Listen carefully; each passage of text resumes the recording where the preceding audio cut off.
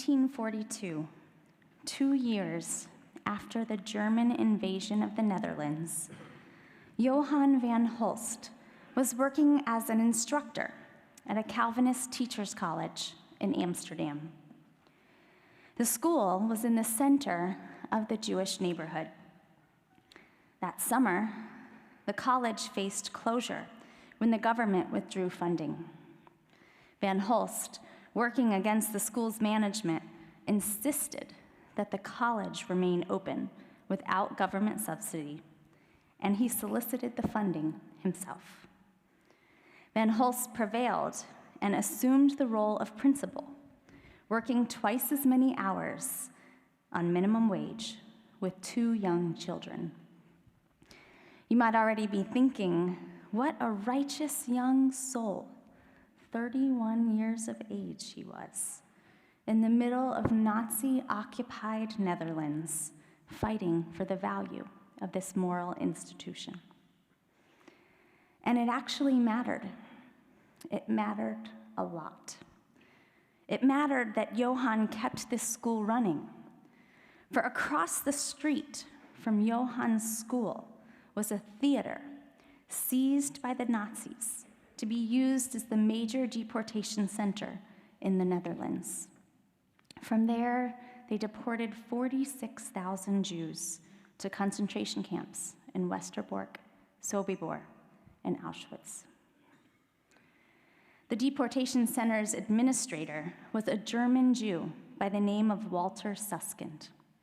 Soon after beginning his command, Susskind noticed that it was easy to falsify the arrival numbers, saying that 60 Jews arrived instead of 75, letting 15 escape. Meanwhile, the Nazis separated children from their parents, setting up a nursery across the street from the theater where they held Jewish babies and children until they were deported and murdered. The play yard of this children's nursery school across the street was separated from its neighbor by only a low hedge. And the yard on the other side of that hedge belonged to the college of Johann van Hulst. Van Hulst joined forces with Susskind and the head of the nursery, Henriette Pimentel, sneaking extra children across the street from the theater to the nursery and over the hedge to the college, where they would be handed over to the resistance to go into hiding. The Nazis strategically chose the theater as a deportation site because the train stopped directly in front of it. Van Hulst, Susskind, and Pimentel noticed that when this train stopped for a few seconds a day, it would block the view of the theater from across the street.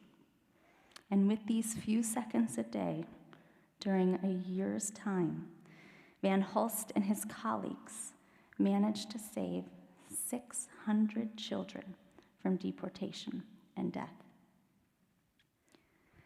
You can imagine the level of risk these righteous men and women took over and over again, with little time for error, in the open air and in broad daylight nonetheless. But what you may not realize is the agony of the moral dilemma and the guilt that they faced.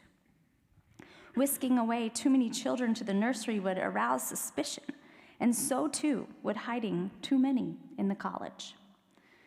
Many of the children had to be left behind. Van Hulst told a Dutch broadcaster last year, "We had to make a choice every day, and the most horrible thing was to make a choice." For the entire year that he risked his life saving children, Johann never told his wife Anna what he was doing, for he did not want her to bear the burden of this guilt or the burden of possessing compromising information. The operation ended suddenly when the nursery school director, Henriette Pimentel, was arrested in 1943 and killed in Auschwitz a few months later. That same month, the nursery had to be cleared out, but many children remained inside. Van Holst was interviewed saying, "Now try to imagine 80, 90, 100 children standing there, and you have to decide which children to take with you." That was the most difficult day of my life. I knew for a fact that the children I left behind were going to die. I took 12 of them with me, and every day for the rest of my life, I asked myself, why not 13?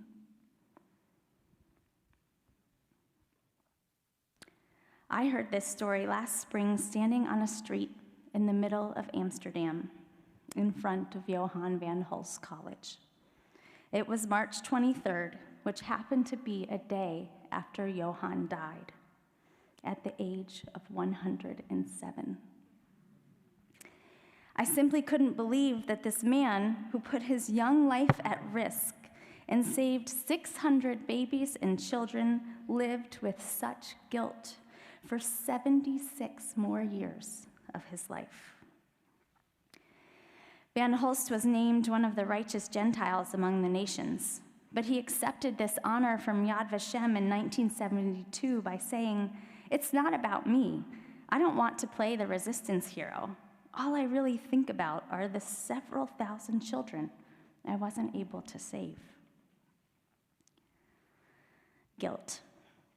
It's the punchline of countless Jewish jokes, an archetypal characteristic of many of our mothers. But it's also a powerful tool for honing an individual soul. Often considered a burden, guilt can be one of the most important tools that we carry with us during this season when we practice cheshbon hanefesh, an accounting of the soul. Bearing guilt is essentially making a judgment of oneself. What are we doing when we're feeling guilty about something we did or did not do? We're judging ourselves. When we run into someone who has just endured a difficult medical treatment, we feel guilty that we did not call after them more. When our children leave for college, we feel guilty that we could have spent more time with them. When something goes wrong at work, we feel guilty that we could have done something to prevent it. A shamnu, when we confess our sins this Yom Kippur day, we cry out, we are guilty.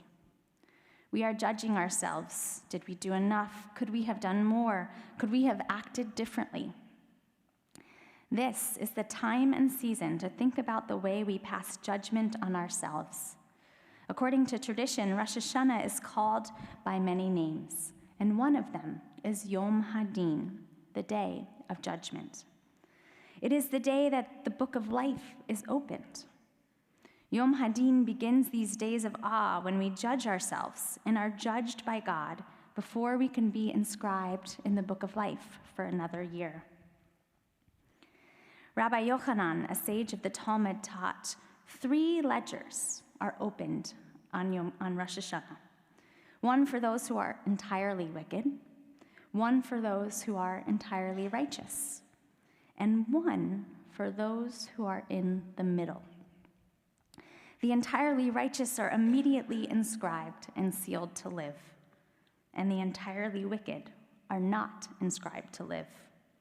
And the fate of those in the middle, which is most of us, is held in balance between Rosh Hashanah and Yom Kippur. This is the time to take an account, to judge ourselves, and certainly to acknowledge our guilt. On Rosh Hashanah, we also remember the creation story. Talk about feeling guilty. We meet 2 characters in the first few days of human life who wrestle with guilt. Adam and Eve disobey God when they eat from the tree of knowledge, and feeling guilty, they hide among the trees in the garden. God calls out to Adam and Eve, Ayeka, these words that we see here on the bench in our sanctuary. Ayeka, where are you? Now, this question, simple as it seems, is deeply stirring and intentional, and I can imagine it's unbearably uncomfortable for Adam and Eve. as God knows exactly where they are and what they have done. And you know what else? With this question, Adam and Eve are forced to realize it and own it too. For we can't hide from God, and we should not hide from ourselves when we've done something wrong, especially during these days of judgment. However, too much guilt can be debilitating, so we need to be kind to ourselves. Self-judgment and criticism is necessary, but we shouldn't take it too far. I'm sure someone has told you at some point, stop being so hard on yourself. Psychologists actually study the impact of self-criticism and admit that we are predisposed evolutionarily as humans to nitpick our failings. But their studies find that feeling too much guilt or judging ourselves too harshly can be destructive and even debilitating. Rabbi Abraham Joshua Heschel, rescued from the embers of the Holocaust, also confronted excruciating examples of personal responsibility. He sought to beg forgiveness. His guilt produced an existential anxiety that tortured him, but provided little benefit to the others that he also wanted to save. He writes, "It is important to feel anxiety. It is sinful to wallow in despair. What we need is a total mobilization of the heart and intelligence for the purpose of love and justice." Heschel encourages us to transform our interior feelings of guilt and judgment into productive acts of love and justice. This is what makes us better people.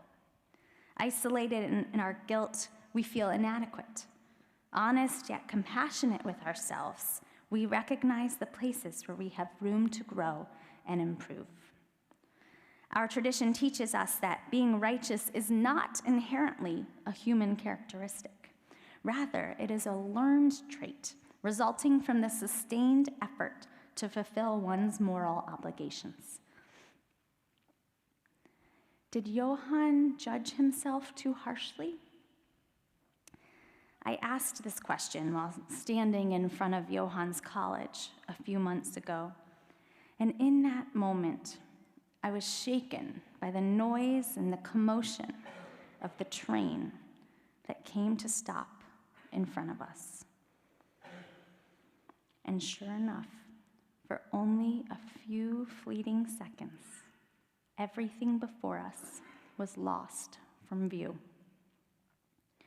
My heart raced as I imagined the precision of action, the risk of life that went into saving just one. And I wanted to shout at Johann, "Don't be absurd. Of course you've done enough. How could you have possibly done any more?" And I would have pleaded with him, "Please don't let your guilt and your self-judgment overshadow the righteous deeds that you've performed." Jewish tradition, too, would have reminded Johann to practice some self-compassion and not to harbor so much guilt, especially when it comes to saving another's life. For the Talmud teaches, one who saves a life saves the universe. And Prime Minister Netanyahu told Van Holst in 2015, "You have saved hundreds of universes." The Dutch people expressed the same gratitude and pride by honoring and remembering Johann and his colleagues. For the theater turned deportation center and Johann's school across the street have now been renovated to house the National Holocaust Museum, where Van Holst is memorialized. I would go as far as to argue that Johann's actions and feelings give us a glimpse of true righteousness. What's so righteous? Johann's self-judgment was a tool that led him to action. We can see how hard Johann worked to right the wrong that he saw before him. And we can see just how much Johann personally cared about doing his part. Johann's sense of guilt drove him to do as much as he did. To be righteous is to wrestle with and constructively feel the impact of our own personal guilt, but all the more so to act on it. Our self-judgment must lead us to ask the question, how can my wrongdoing lead me to do better?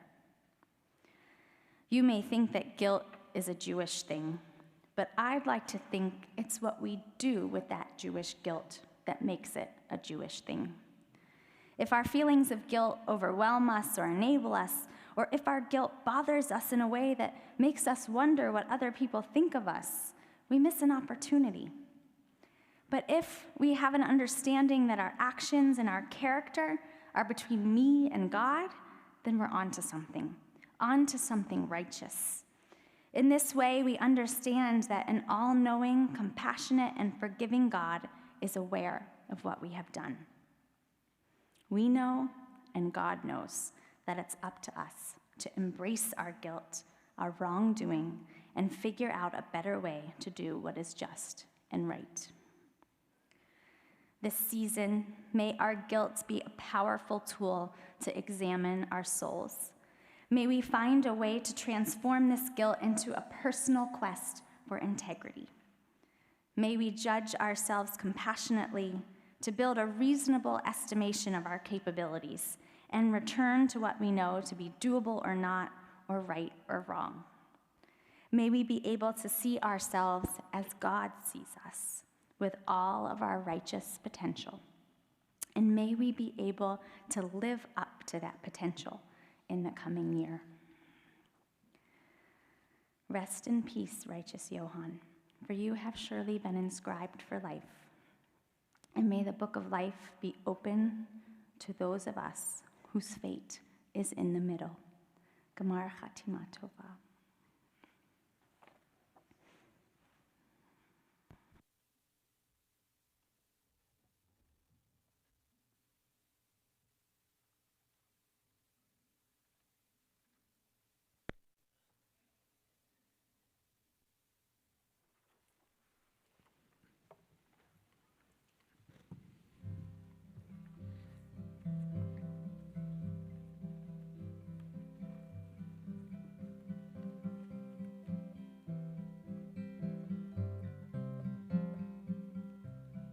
Infinite source of goodness,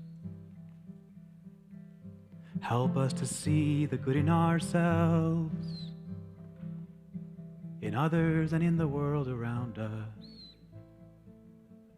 Teach us to cultivate a discerning mind, to know right from wrong, and a listening heart, open to love and forgiveness. Guide us to walk in your ways with integrity, ever faithful to the promises our forebears made. And may your goodness inspire us to do what is just and what is right.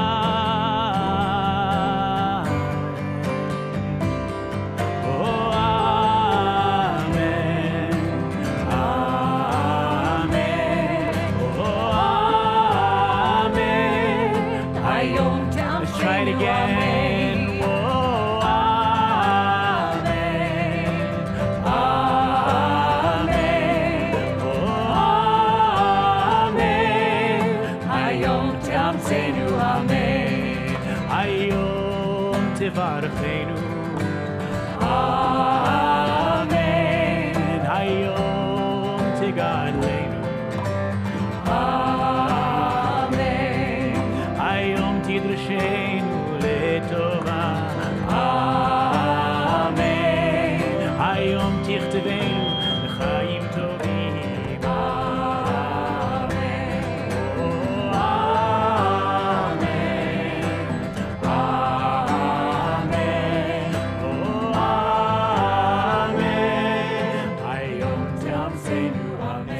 please rise. Amen. Amen. Oh, amen. Page 100. 316. Hayom Tam Seinu